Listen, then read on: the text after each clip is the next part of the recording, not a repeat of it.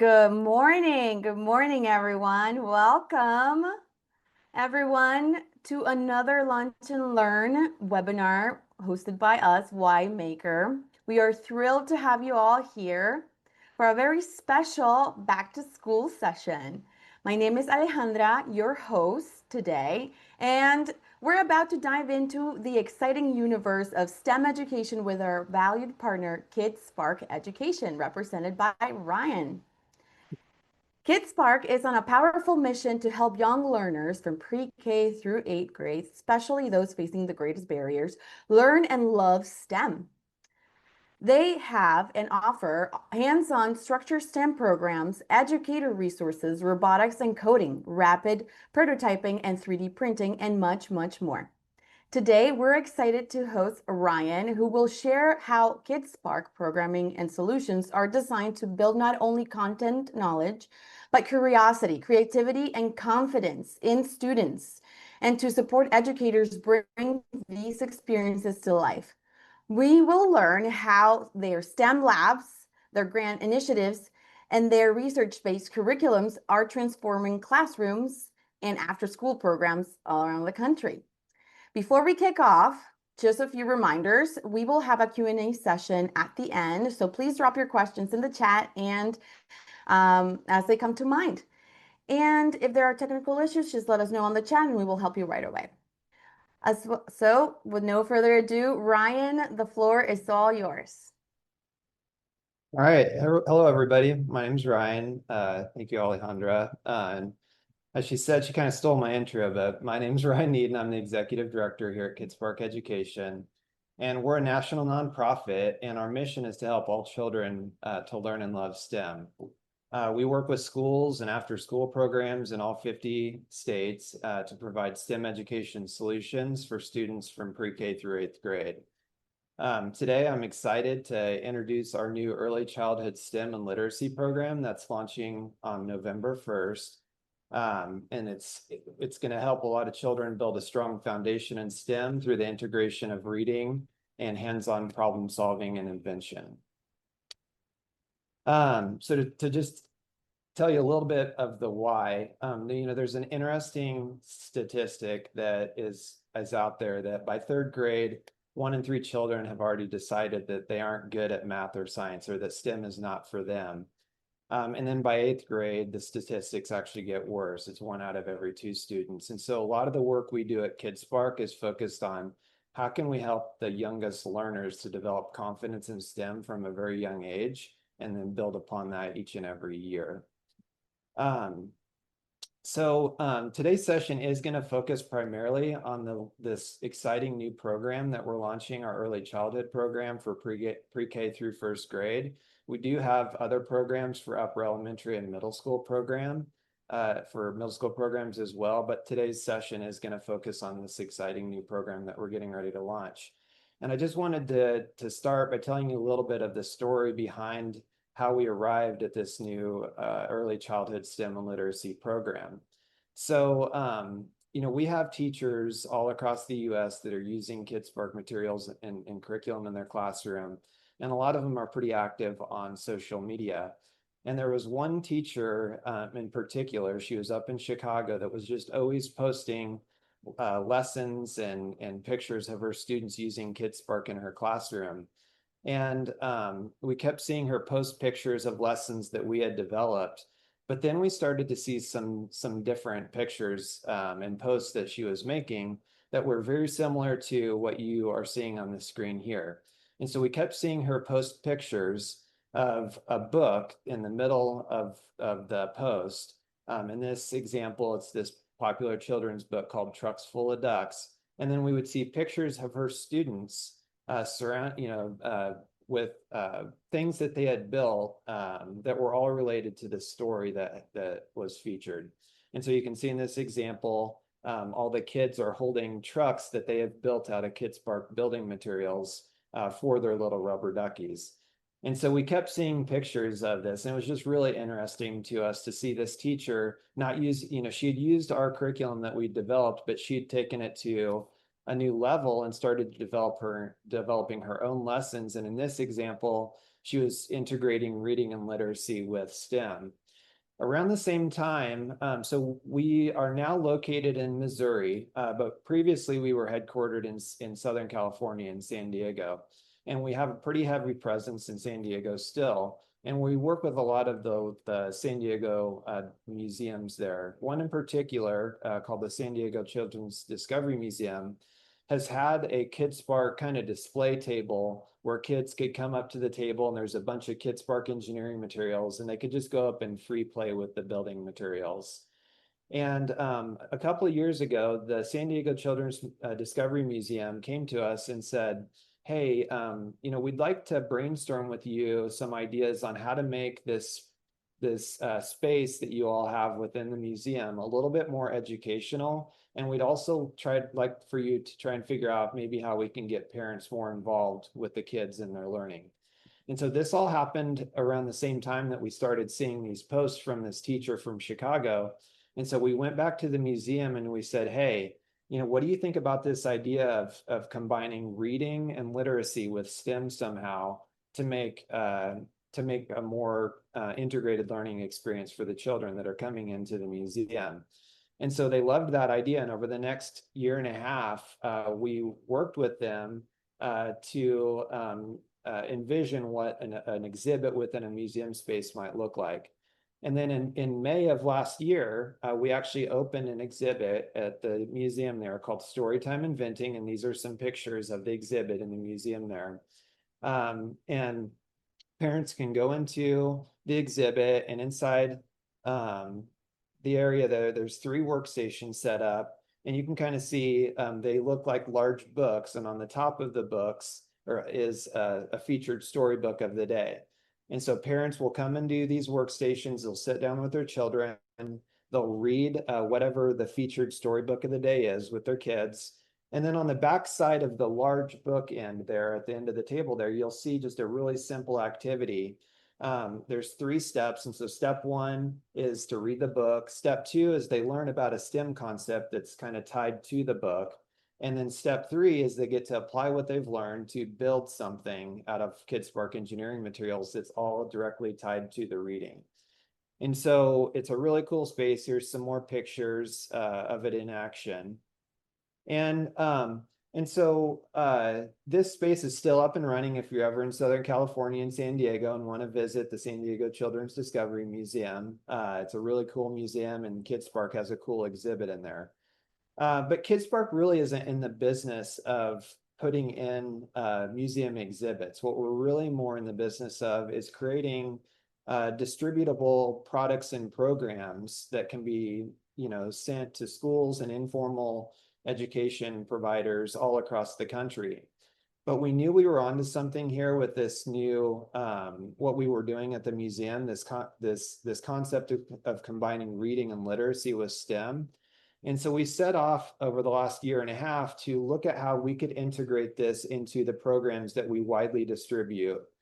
And so to give you a little bit more background about our programs, there's really kind of 3 elements to any KidSpark program. We have a comprehensive standards-based curriculum. As Alejandra stated at the beginning of the session, our program, if you look at our whole program from pre-K through 8th grade, it covers a bunch of different STEM topic areas, from mechanical and structural engineering to applied mathematics to rapid prototyping and 3D printing to robotics and coding. We just did a new unit on renewable energy. So we have this really ready-baked curriculum that makes it easy for any teacher to implement STEM in their classroom. It's all aligned to the national education standards like NGSS and the ISTE standards for technological literacy. All of our computer science lessons are aligned to the Computer Science Teachers Association standards. And then some of our units, like our applied mathematics units, are aligned to Common Core mathematics standards. So a really comprehensive curriculum. Then all of our programs are supported by what we call STEM labs. Other people would call them kits, but there are engineering and robotics materials that are all organized into these kits, these student kits or labs that students use to learn about different STEM topics and concepts. There's actually only 2 labs that support our entire program.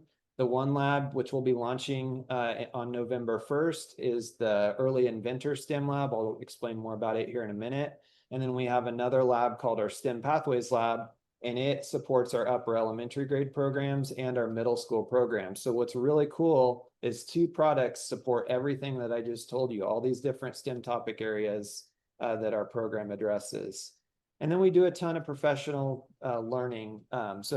We offer professional learning in a variety of ways. So we do a lot of virtual training. In a lot of cases, we'll go to schools and do in-person training. And then we're building out a professional learning video resource library right now of just quick videos that teachers can watch and get familiar and confident with teaching STEM in their classroom. So to dive specifically into the early elementary program that we're getting ready to launch, this is the new lab that's going to support our new early childhood program. It's called the Early Inventor STEM Lab. And most of the blocks inside of the engineering materials inside of this lab are a larger block system that's a friction fit system. So it's really easy for any, especially young kids, to use. It's not like a Lego Duplo system that just stacks vertically. It is a 3-dimensional building system, so you can connect the materials on all sides. And we just engineered 4 brand new components that you see highlighted in the green box there.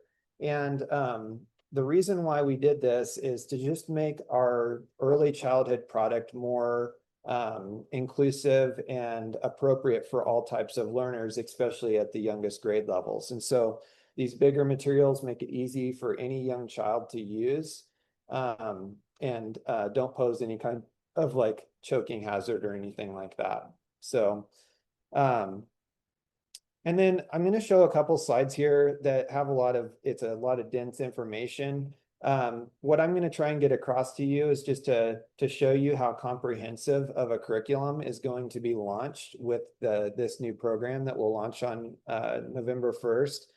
And so it's a full pre-K through first grade program, and we've got really a specifically designed curriculum for each one of the grade levels, pre-K, K, and first.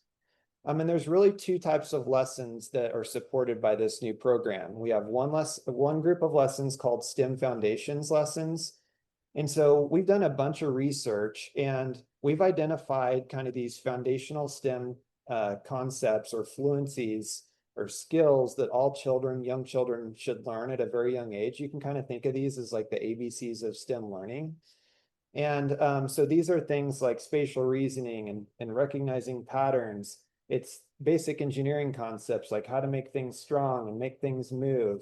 It's basic mathematic concepts like counting and how to measure. It's how to and a basic understanding on how to problem solve. And so we have a whole group of lessons. Those are all highlighted in orange there on the slide that you're seeing here, are all what we're calling STEM Foundations lessons.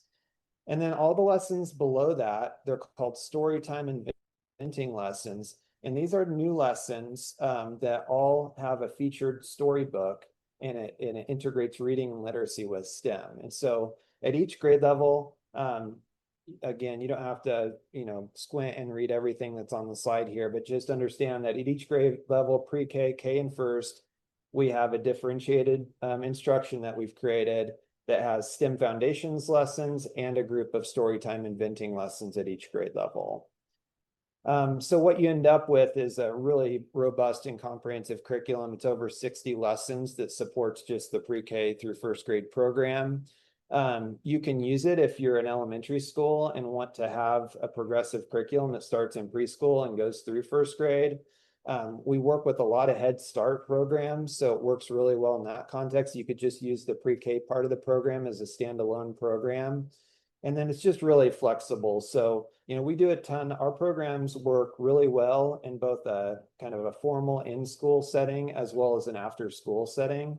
And there's just a lot of flexibility there on how you can implement the curriculum and programs. Just to show you a couple of quick examples of what the curriculum looks like. these are a couple of the foundational or the STEM foundations lessons. This is one of the lessons on a basic engineering concept on how to make things strong.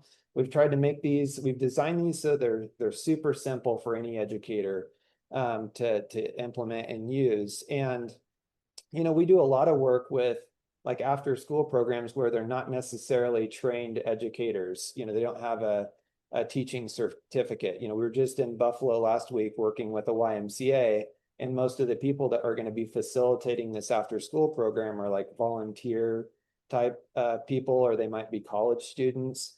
And so our approach to this is we wanted to make it simple for anybody to use and to teach.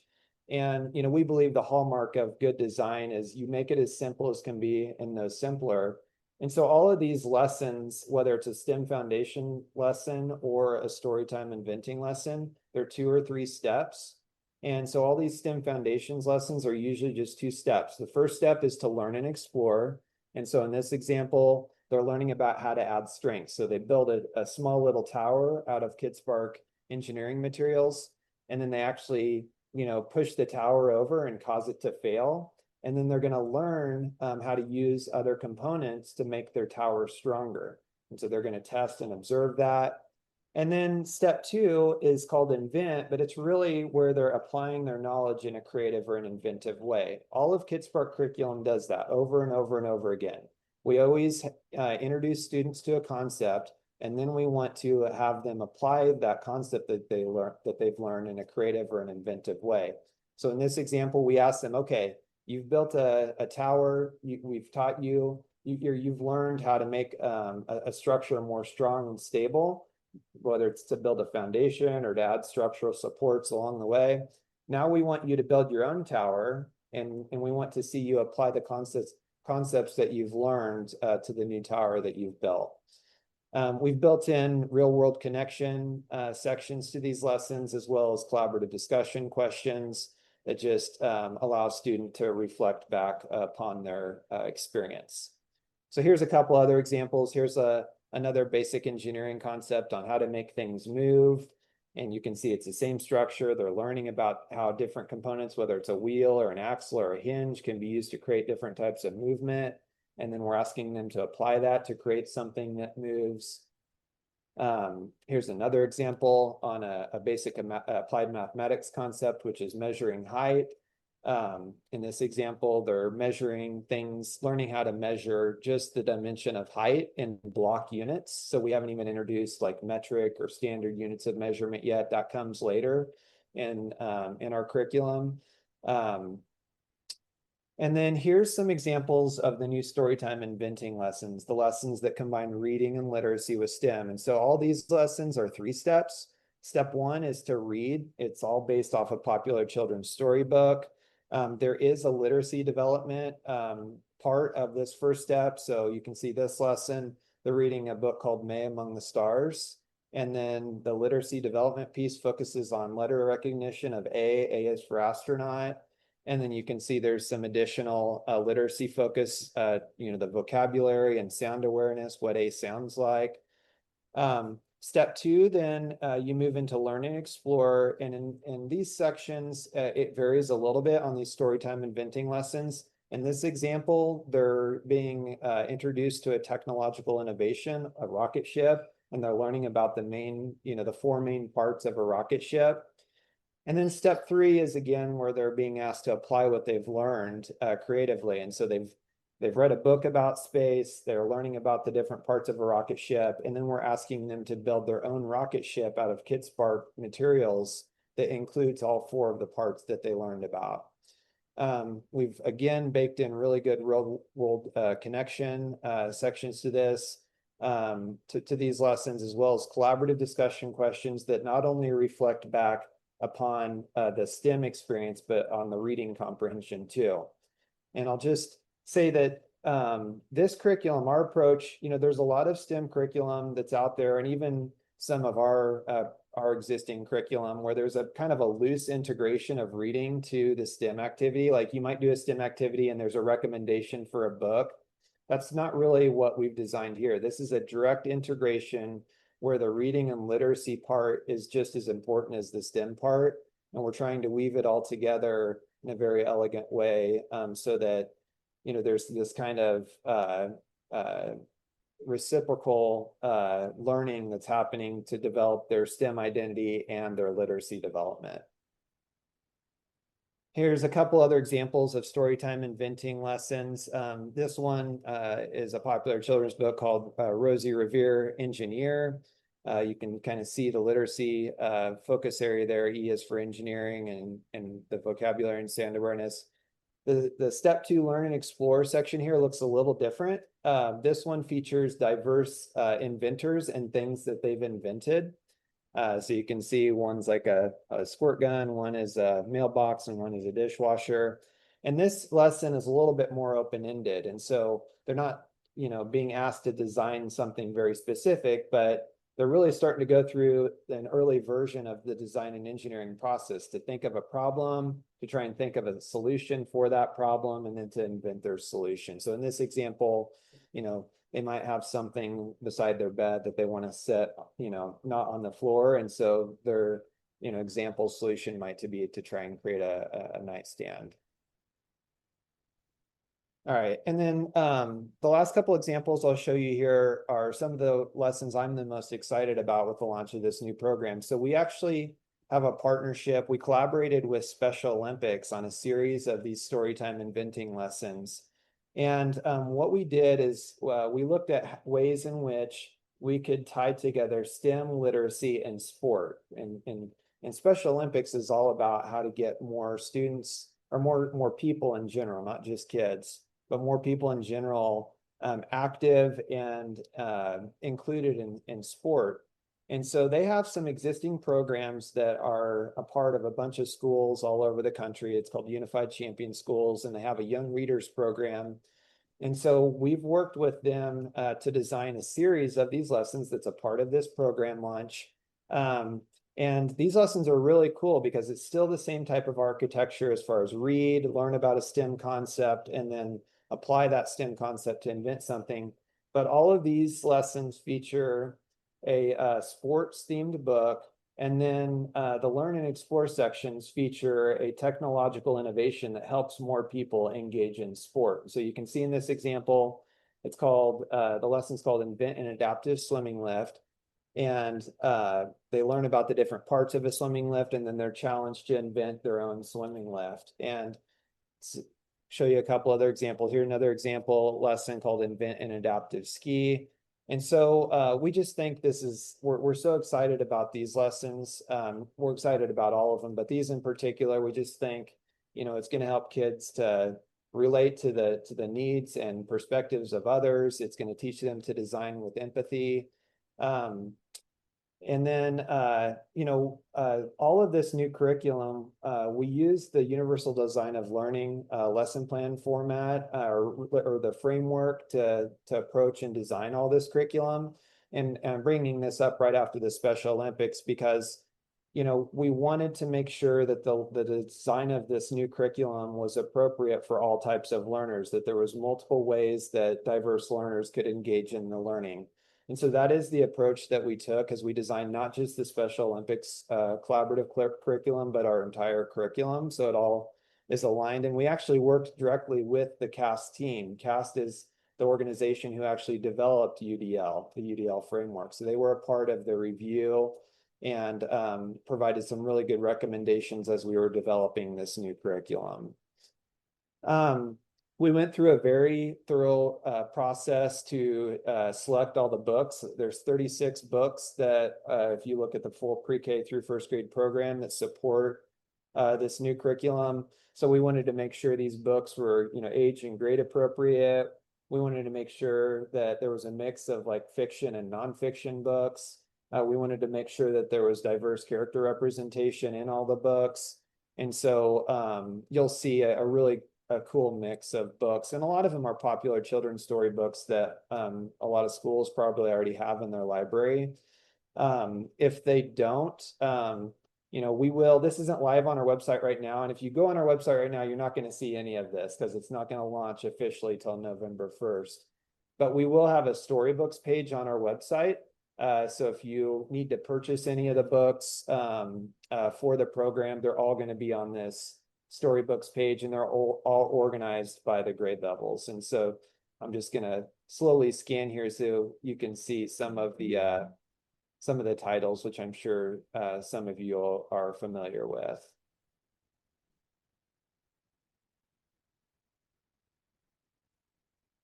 And then the Special Olympics book collection there as well. Who doesn't like Pete the Cat, right? One of my girls' favorites. So I already talked about this a little bit, but we just think that this new program is going to have a huge effect on both students and their teachers. For students, I was a kid when I was younger who didn't love to read. And by introducing reading with a hands-on component to it, we just think we're going to get a lot more kids excited about reading. And so we think it's really going to have a positive effect, like I said, both on their STEM identity and development and that confidence that they can engage in STEM learning throughout their lives, as well as to help continue to develop their literacy development. But then we also think that this is going to have a really big impact on educators. A lot of educators are being asked to teach STEM at the early childhood or elementary level, and they don't have any previous training or experience in STEM. And so they're tasked with, okay, now go find the STEM resources and teach engineering or computer science or whatever in their classrooms, or teach or use some robot.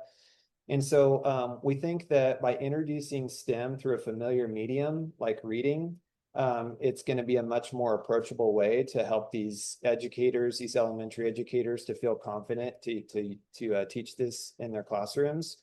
A lot of times we'll do a session, and we go into the session and we ask, how many of you all feel confident if you were asked to teach something like computer science or coding in your classroom, or engineering, and maybe half the room will raise their hand. You ask that same group of elementary teachers, how many of you feel confident in teaching reading, and like every single hand in the room will go up. And so we're just super excited about this program and the benefits that we think it's going to have on both the student and the educator. So there's a couple of components to get that are going to be required to get started here. What you would need is our new lab, the KidSpark Early Inventor STEM Lab. Again, it will launch on November 1st. It's going to retail for $249.99 per lab. Each lab can serve 1 to 2 students. But they're robust, reusable materials. They're ABS materials, so they're designed to be used for many years. There's the book list. So like I said, we'll have a page on our website. If you don't already own the books, you can purchase those books. A lot of schools will probably own most of these titles already, so you will need those books for the Storytime Inventing lessons, which is about half of the new curriculum. All the lesson plans will be on our website and freely accessible. That's the same with all of our curriculum. All you need to do to view any of KidSpark's curriculum is just go on our website, go to Educator Resources, go to Curriculum, and you can view all of our curriculum. So when this new program launches over here in grades pre-K through first, all the new curriculum will replace what's currently there.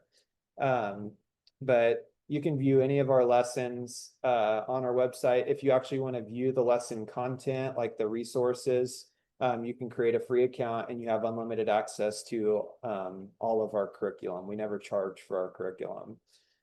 And then we'll offer training and support. So we'll have some resources to help you use the new program and curriculum in your classrooms. We do offer virtual training or in-person training if you want to do that.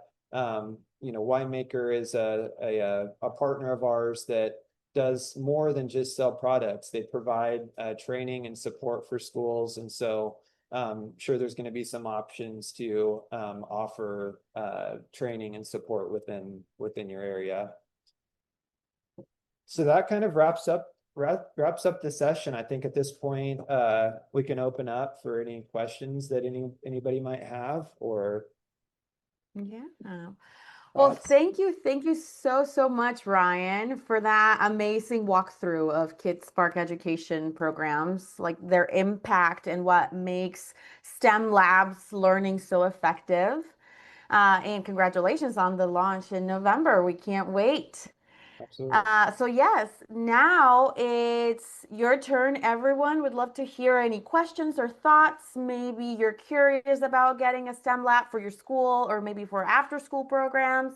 Whatever comes to mind, please drop your questions in the chat so we can read them. We have three questions.